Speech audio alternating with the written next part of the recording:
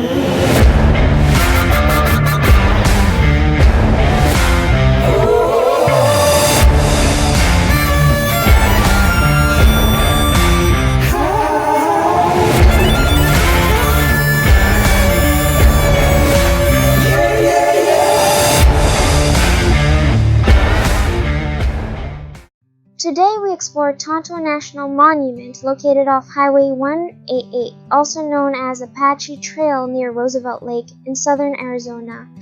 The Salado phenomena, 700 years ago, blended ideas of neighboring Native American cultures to emerge a unique and vibrant society. Tonto National Monument showcases two Salado-style cliff dwellings.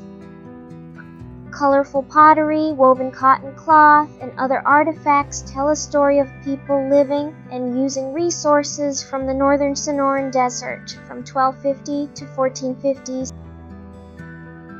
From 1907 until 1934, the Tonto National Monument was administered by the U.S. Forest Service. That agency delegated the management of the cliff dwellings to the Southern Pacific Railroad Company, which provided auto tours and basic services for the visiting public.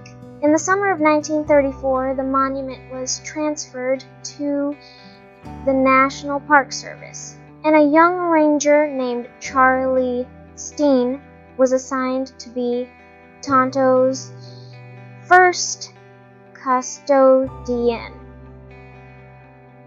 In October of 1934, Steen filed his monthly report, writing that September's 259 visitors had looked at the exhibit of artifacts that shared space in his residence. All have been in to see the small exhibit I have. When Steen had arrived at Tonto in July, he inherited a small stone residence at the edge of the parking lot. In September, he installed a cabinet with a display of artifacts. I keep the registration book in the room with the exhibit case, and while the party is signing up, I get them looking at the exhibits.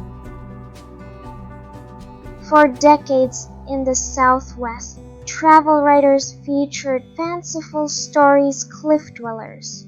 Meanwhile, considerable legitimate research was taking place regarding the region's archaeology. In the Tonto Basin, Adolphe Bandelier visited the cliff dwellings in 1883 and published a report suggesting a connection with the ancestral Pueblo people that he had investigated in New Mexico and northern Arizona. Government researchers such as J. Walter Fuchs reported on direct connections between Arizona archaeological sites and the living Hopi culture. Beginning in the 1920s, Harold Gladwin and his colleagues at Gila Pueblo Archaeological Institute in Club had sought to define a 13th and 14th century Salado archaeological complex in the region. With Harold Gladwin's encouragement, Charlie conducted research of his own that spring. In July 1935, the journal American Anthropologist published Steen's short article on a particular fragment of cotton textile found at the Tonto Cliff dwellings. It was also that summer that Frank Pinkley transferred Steen to Casa Grande National Monument. where Charlie served as ranger and guide. Within a few months, Pinkley promoted Steen to the headquarters staff as regional archaeologist. Charlie Steen served in that capacity until his retirement from the National Park Service in 1970. His work included museum development at Casa Grande, Tumakakori, and White Sands National Monuments. Charlie Steen's specialty in museum development began with the little display of artifacts at his Tonto residence. In the 1950s, with a post-war surge in travel and tourism, the National Park Service was nearly overwhelmed with crowds of visitors. Park and monument facilities throughout the system were proving inadequate. The older concept of park museums, a concept championed by Frank Pinkley and developed by specialists like Charlie Steen, evolved into the current model for visitor centers. Throughout the National Park Service, the visitor center would become the first stop for the public, a place to check in, receive an orientation, and begin exploration of the park's features. Mission 66, beginning in 1956, initiated a nationwide program of planning, construction, and national parks and monuments, including funding for visitor centers throughout the system. At Tonto, plans were submitted in 1957 for ranger housing, maintenance facilities, and a new visitor center. The Tonto Visitor Center, designed in contemporary style and incorporating native stone, was completed in 1964 and dedicated in February of the next year. The plan included expansion of the parking lot and destruction of the old stone museum. The stone building was 32 years old by this point and was not considered to have historic value. As the visitor center was finished, the old stone museum was torn down. The new visitor center, with its information desk, bookstore, and administrative offices, would also house a museum display of artifacts, helping to tell the story of the cliff dwellings, but the 1932 stone building, which would have helped tell the story of the monument's history, was lost to us. The geology of now Tonto National Monument played an essential role in the lives of the Salado, providing them raw material from which they shaped tools and the building blocks for their dwellings. Geologic processes created the shallow caves that shelter the upper and lower cliff dwellings and produced a productive river basin where they farmed. The Tonto Basin is one in a series of large intermontane basins, meaning it is situated between mountains. This deep basin was filled with debris that had been eroded and carried from the adjacent mountain ranges. Layers of rock were formed as the land was repeatedly covered with by ancient seas that deposited sediments. Debris washed away from the mountains was interbedded or layered among the sediments. Mud cracks formed when sediments dried out during low tide, which created patterns on the rocks. Some rocks display ripples of crossbedding which formed in shallow water. Most of the exposed rocks at Tonto National Monument are sedimentary rocks, or rocks created by sediments binding together. Today's mountains were formed through cycles of layer deposits, block uplifts, and erosion.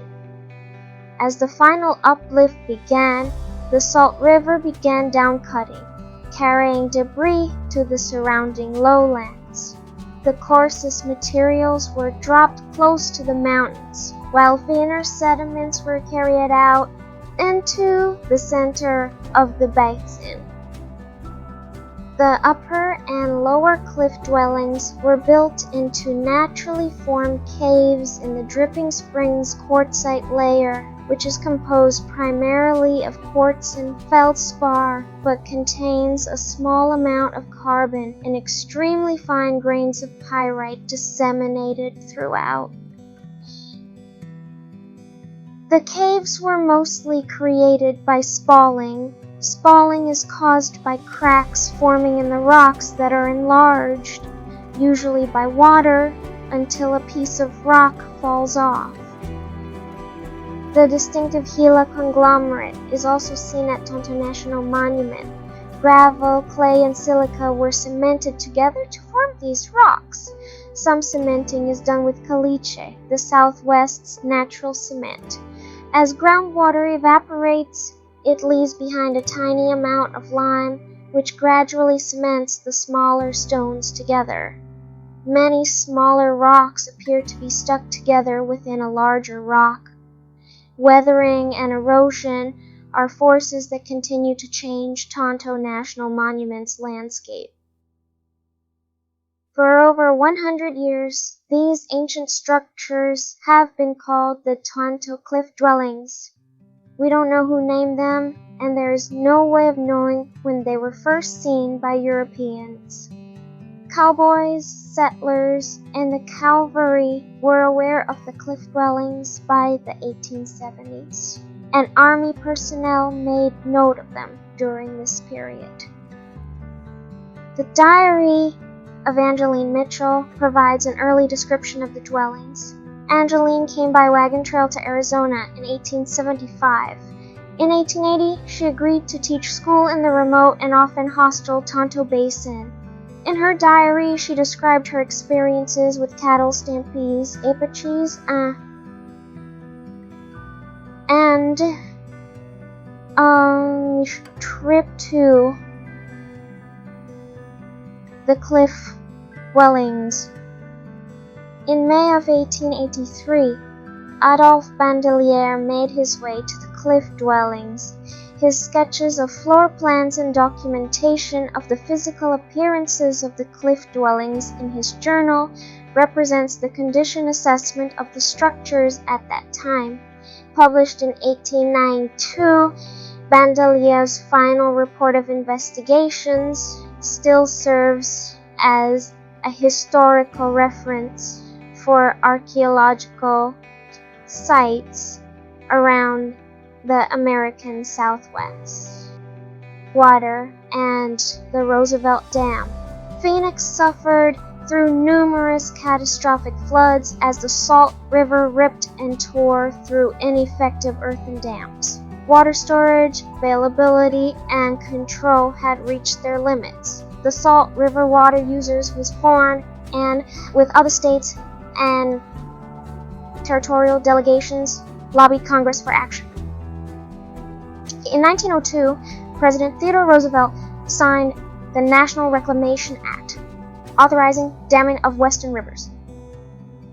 The Bureau of Reclamation was created, and the Arizona Territory was selected for the first dam.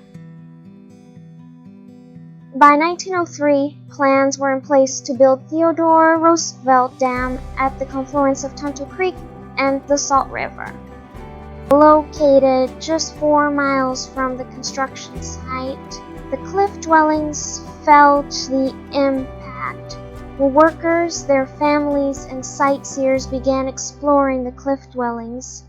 Rare photos of this period show change in the dwellings' conditions through the early 20th century. What was happening to the cliff dwellings was occurring across the American Southwest. Due to a growing concern over the destruction and looting of archaeological sites, the American Antiquities Act was passed in 1906. This act authorized the president to establish monuments for places of natural and cultural significance. Areas such as Devil's Tower, Montezuma's Castle, Gila, Cliff Dwellings, Chaco Canyon, and many more were given protection under the Antiquities Act. The Roosevelt Dam project and associated completion of the Apache Trail made the Tonto cliff dwellings a popular attraction. As their popularity grew, sentiment and concern for their future had grown as well. On December 19, 1907, President Theodore Roosevelt signed Proclamation 787 creating Tonto National Monument. 480 acres surrounding the lower and upper cliff dwellings were set aside and placed under the authority of the U.S. Forest Service. 1903, plans were in place to build Theodore Roosevelt Dam at the confluence of Tonto Creek and the Salt River. Roosevelt Dam was completed in 1911. Arizona became a state in 1912. By then, the Southern Pacific Railroad had constructed a hotel near the dam and was offering tours. Tonto National Monument was one of the highlights on their Apache Trail tour. In 1929, in cooperation with the U.S. Forest Service, the Southern Pacific made a road to a large parking area at the mouth of Cholla Canyon, where the current picnic area is located. A pit toilet was dug, and a 1-mile trail was cut to the lower cliff dwelling. Ray Stevens was hired as caretaker and was paid $30 a month to serve as the first maintenance person and tour guide. People have lived in Tonto Basin for thousands of years. Prehistoric peoples, Apaches, and European settlers have all called it home. One of these groups, known by archaeologists as the Salado, built the cliff dwellings you see today. A construction sequence of the lower cliff dwelling gives details about how the rooms were built. The lower cliff dwelling contains a few partially intact roofs. These are the original roofs. A roofed breezeway divides the dwelling in half, perhaps serving as a divider for two different family groups.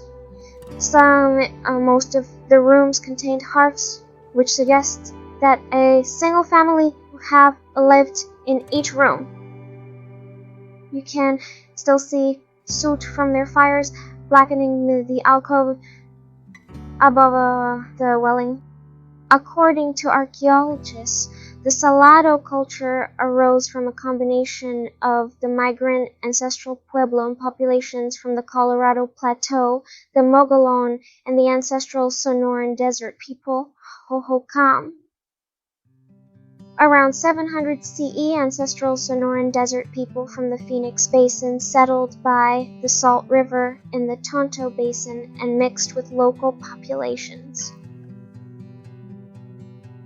Archaeological evidence indicated that this group had a distinct cultural identity, an extensive trading network, and a sophisticated system of irrigation agriculture.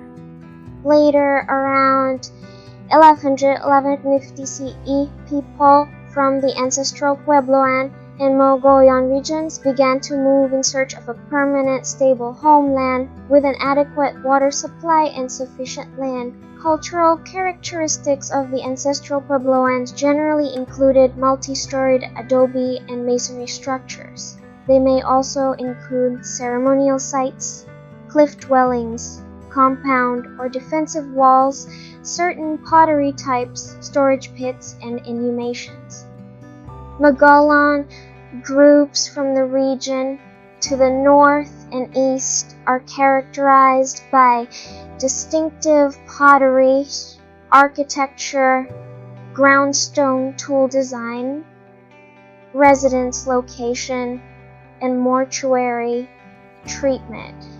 Eventually, several thousand people of these different cultures settled in the Tonto Basin, forming a true cultural melting pot.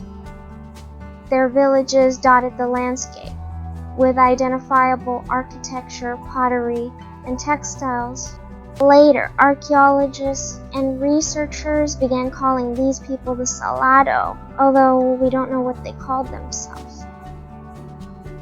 The term Salado comes from the Spanish name Rio Salado, or the Salt River, which runs from the White Mountains in eastern Arizona through the Tonto Basin to its confluence with the Gila River in central Arizona. Salado describes the prehistoric cultural group living in the Tonto Basin between 1250 CE and 1450 CE, but also encompasses a particular group of artifacts, architectural styles, and a belief system exemplified by Salado symbols and images. Around 1300 CE, a small community of Salado people constructed 2 dwellings in shallow caves overlooking the portion of the Salt River that is now Roosevelt Lake.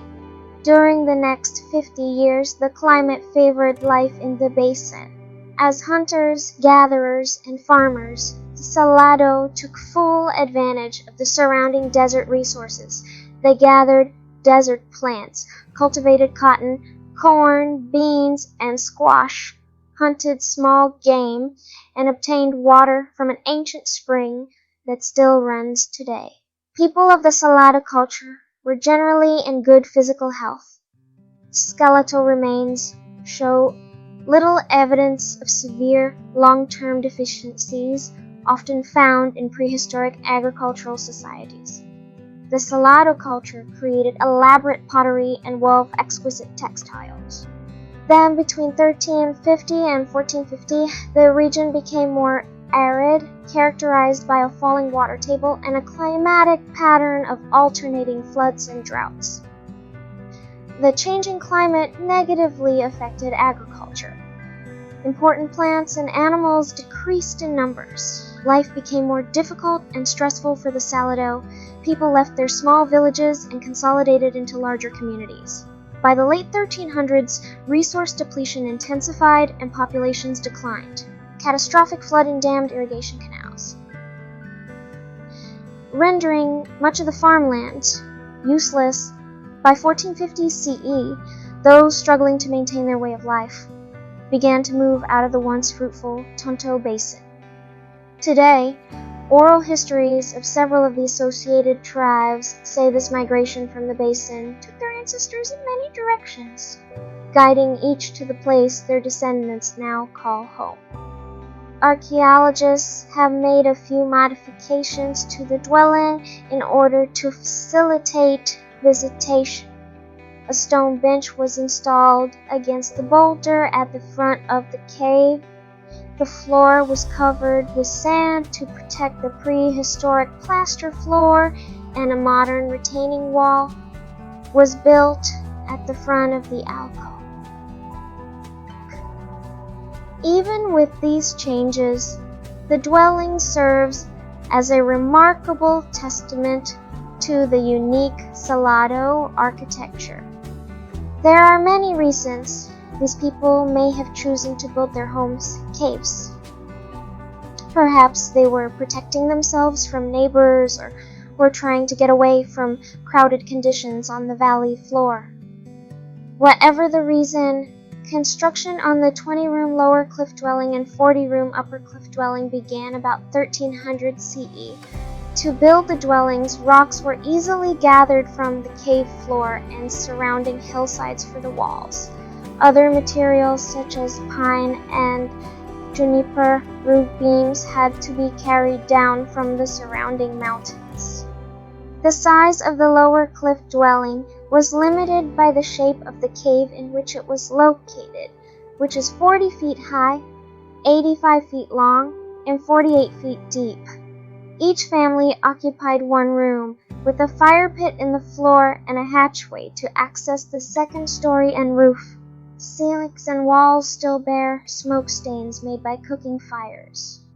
Room 14 is the only complete room in Tonto National Monument. The walls were built of stone and mud. There is a central vertical post supporting a main horizontal roof beam. Smaller roof poles were laid across the main beam connected to the wall. A layer of saguaro ribs and A few inches of clay mortar on top completed the roof. An opening used to reach the roof above is also visible. Room 15 contains parts of the original clay floor and a fire pit. The people living here cleared the room of cave debris, leveled the floor with dirt, and covered it with clay. When dry, this floor provided a smooth, flat surface for sleeping, food preparation, and storage of household items. Similar floors were used throughout the cliff dwelling but have worn away or been destroyed. The reasons why the Salado left Tonto Basin may never be known. Drought, disease, and warfare may have led to their departure in the early to mid-1400s. Long before Europeans arrived in the New World, the cliff dwellings were left to the wind and sun. By the early 1900s, the basin was already a tourist destination for people traveling on the Southern Pacific Railroad. As the number of visitors increased, so did damage to the dwellings. Concern for this led to the creation of Tonto National Monument in 1907. Designated as an international dark sky park in 2019, Tonto National Monument helps protect the night skies as they would have appeared to the Salado people 700 years ago. By limiting light pollution in the monument, Tonto National Monument is not only helping to protect the night skies but also the nocturnal resources and ultimately the astronomical heritage of this site. Many plants and animals depend on Earth's daily cycle of light and dark rhythm to govern life-sustaining behaviors such as reproduction, nourishment, sleep, and protection from predators. Tonto National Monument is home to many animals that have adapted to the desert environment by being active only at night, nocturnal. These animals include scorpions, ringtails, owls, and 14 species of bats. Many more animals have adapted by being more active around dawn and dusk. Travalina, coyote, coatimundi, and mountain lion.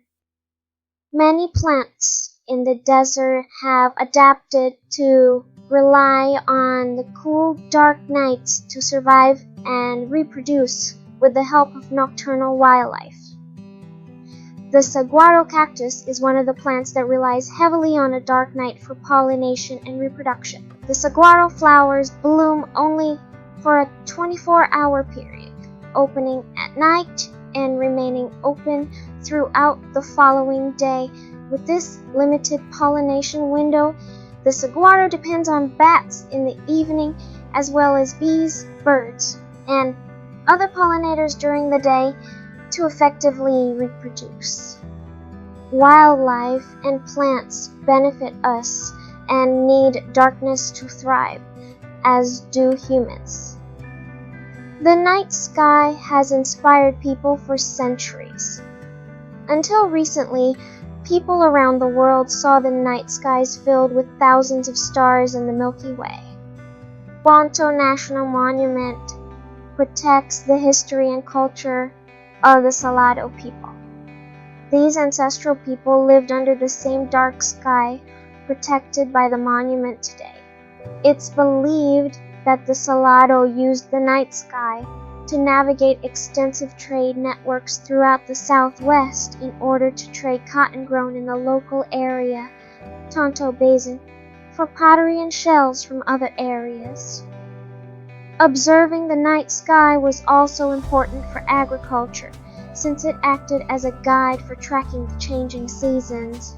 The protection of dark skies at Tonto assists archaeologists in studying the relationship the Salado had with the night sky.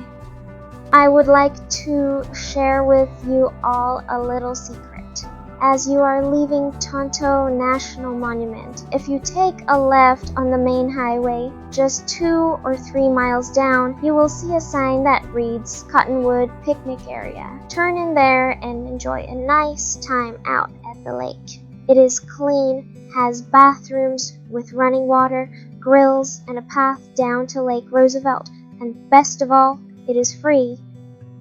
Thank you for watching. Please give me a thumbs up or like and share.